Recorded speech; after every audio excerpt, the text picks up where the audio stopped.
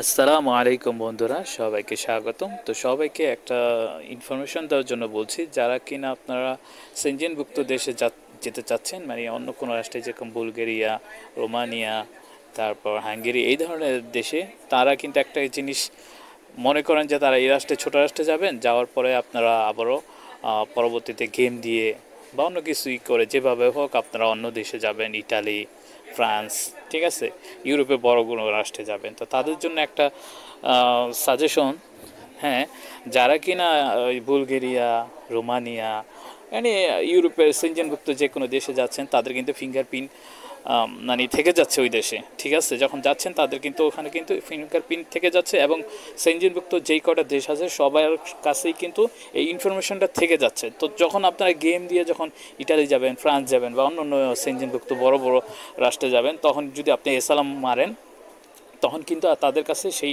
ইনফরমেশনটা থাকে, মানে তারা চেক যখন দিবে তা আপনারা করবেন ইসলামের জন্য, তখন কিন্তু তাদের কাছে দেখা যাবে যে আপনার ফিঙ্গারপ্রিন্টটা বুলগেরিয়ার জন্য বা দেওয়া আছে, রোমানিয়ার জন্য দেওয়া আছে, বা হাঙ্গেরি বা অন্য অন্য ইউরোপের সেনজেনভুক্ত যে কোনো দেশে দেওয়া আছে। তখন কিন্তু আপনার ওইখানের পরবর্তী যে এসালামের যে ওটা কিন্তু বাতিল হয়ে যাবে, ওটা কখনোই হবে না।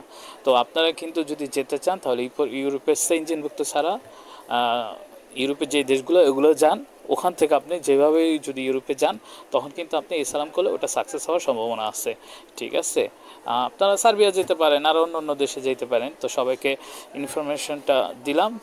তো যারা ভালো মনে করেন অবশ্যই গ্রহণ করবেন। আর আমার আরও যদি কোনো ইনফরমেশন আপনাদের জানার থাকে, তাহলে অবশ্যই আমার কমেন্টস কমেন্ট করবেন এবং লাইক করবেন ভিডিওটা এবং সাবস্ক্রাইব করবেন। সবাইকে ধন্যবাদ।